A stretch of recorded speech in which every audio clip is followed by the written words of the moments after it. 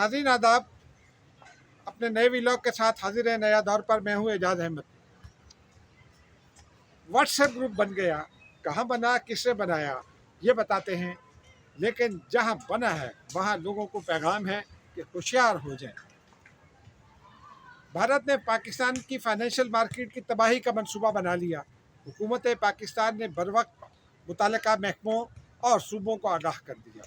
मामला क्या है ये भी आपको बताते हैं। MKM को हल्का बंदियां होने से पहले ही एतराज़ात शुरू हो गए। इलेक्शन कमीशन पहुंचे, मुलाकात की और फिर सूबाई हुकूमत जो निगरान है उस पर भी इल्ज़ामात की बौछार। क्या मामला है इस पर भी बात करते हैं।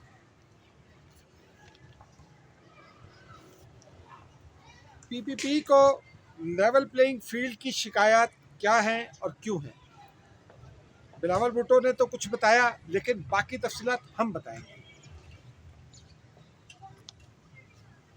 इलेक्शन कमीशन लैपटॉप खरीदेगा, किसके लिए खरीदेगा, कितने खरीदेगा और कहां से खरीदेगा ये भी बताएंगे। नून लीग को फिर रिलीफ मिलना शुरू हो गया। मामला इस्लामाबाद हाई कोर्ट का है, तफसीलात बताते हैं। और सबसे अहम आखिर में एक बड़ी खबर पीपल्स पार्टी और एस्टेब्लिशमेंट के हवाले से। नाज़रीन अब ज़रा पहले सुप्रीम कोर्ट चलते हैं, जहां एक व्हाट्सएप ग्रुप बनाया है और ज़राए ये कहते हैं कि ये WhatsApp group chief justice of Pakistan ने बनाया है। इस ग्रुप में उन्होंने रजिस्ट्रार जो खातून हैं जदीला असलम, उन्हें शामिल किया है, असिस्टेंट रजिस्ट्रार्स, डिप्टी रजिस्ट्रार्स और दीगर मुतल्लिका अमले को शामिल किया है।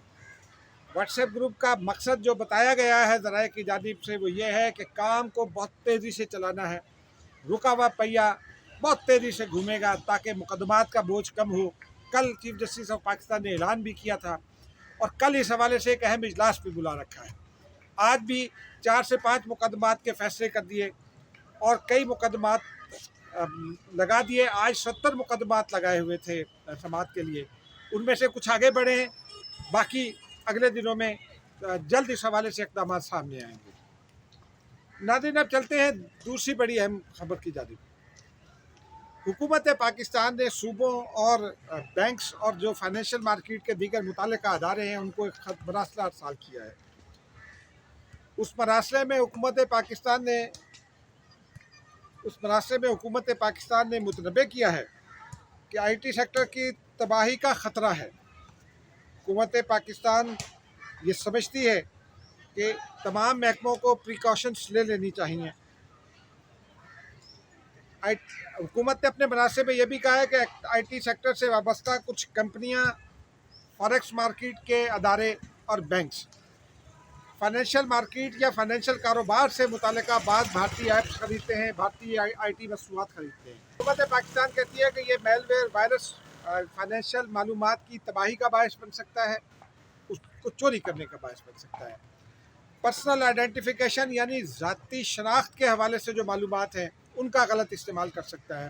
कंपनियां इक़दाम करें, भारतीय मसनूआत बंद करें खरीदना और उनके मुतबादिल के तौर पर कौन सी मसनूआत ख़रीदनी है उसके लिए पाकिस्तान के जो अपने सॉफ्टवेयर हाउसेज हैं उनके साथ मुशावरत की जाए।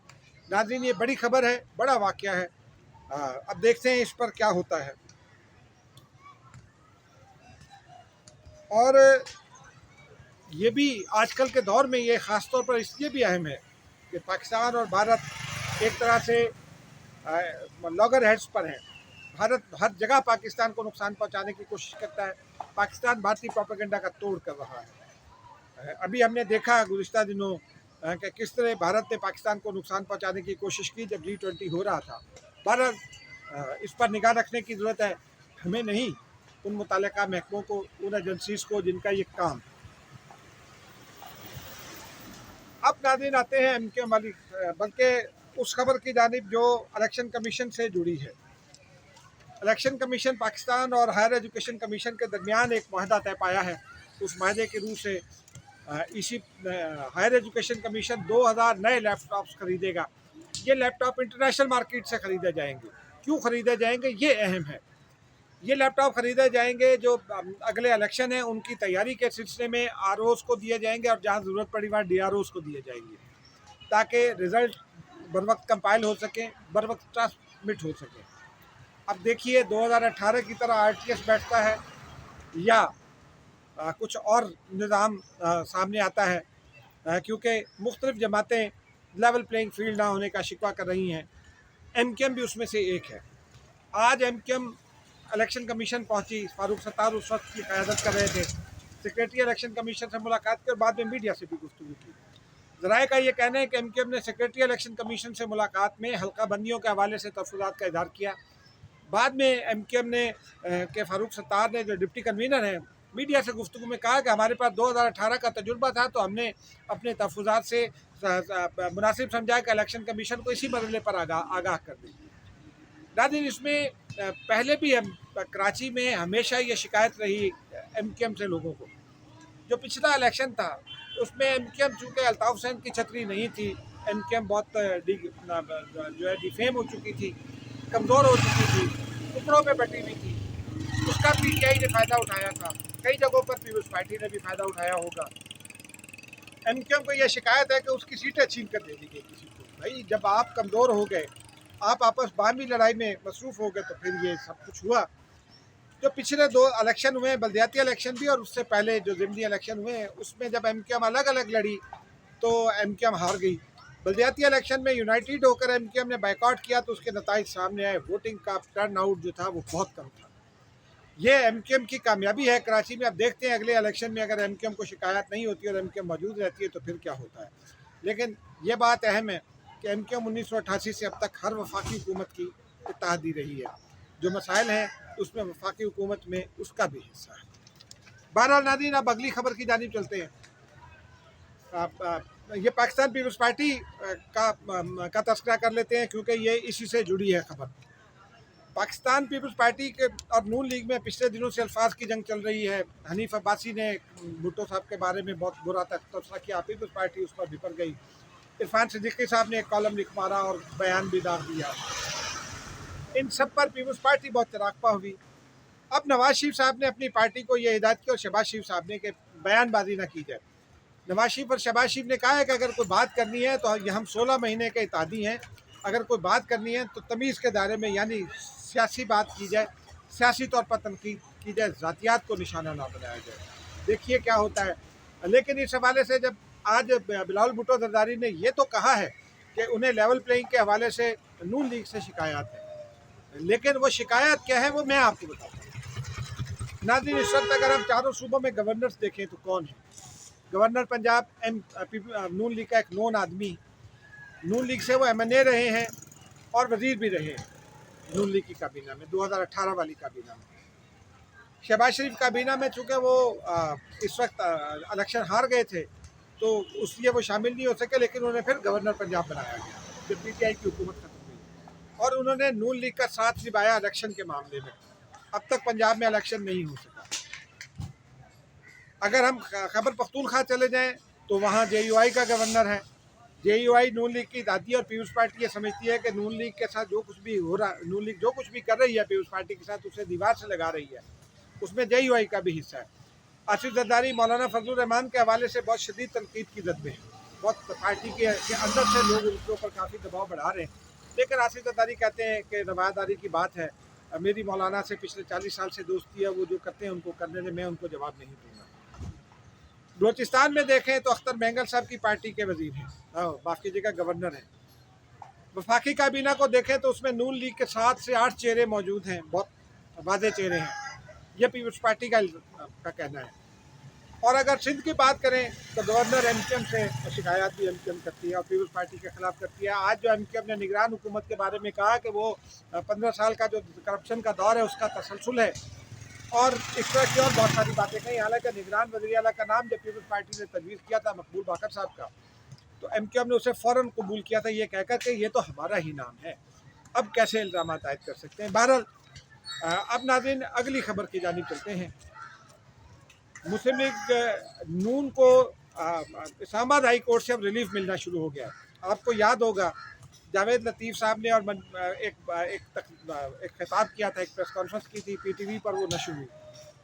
उसमें जावेद एक साहब ने, अब्दुल रहमान उनका नाम है, नून उस वक्त PTI की हुकूमत थी, अब्दुल रहमान साहब ने एक मुकदमे के इंदराज की दरख्वास्त दे दी कि ये मजहबी मुनाफरत फैलाई जा रही है, और फिर वो मुकदमा दर्ज भी हो गया। इस्लामाबाद हाई कोर्ट में उस पर केस है।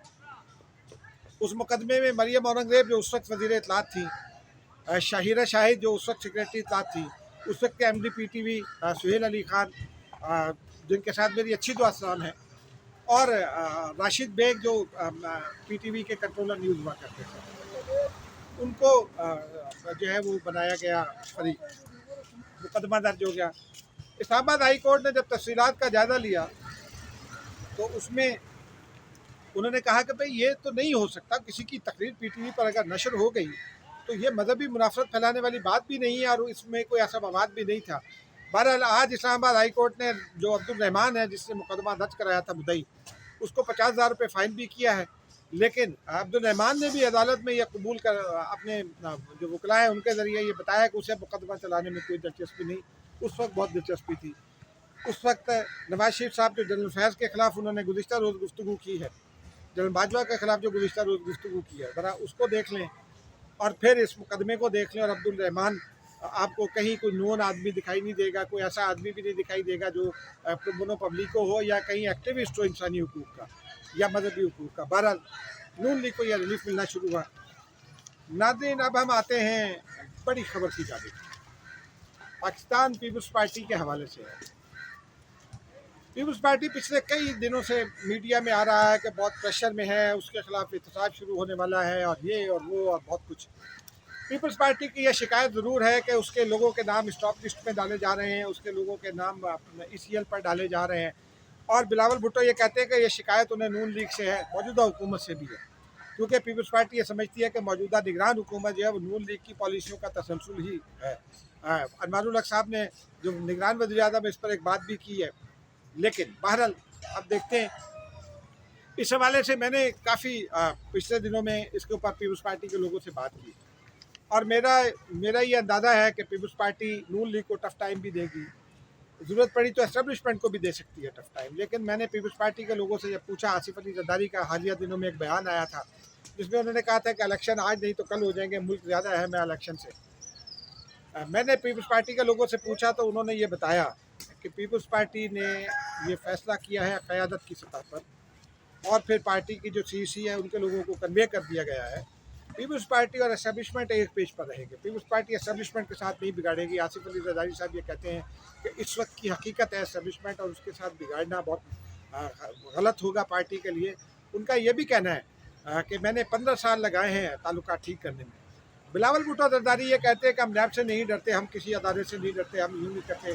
गुज़िश्ता रोज़ उन्होंने ये भी इंदिया कहा है कि सिर्फ इमरान खान को बंद करने से मुल्क के मसाइल हल नहीं होंगे, बैठ कर इन मसाइल को हल करना होगा।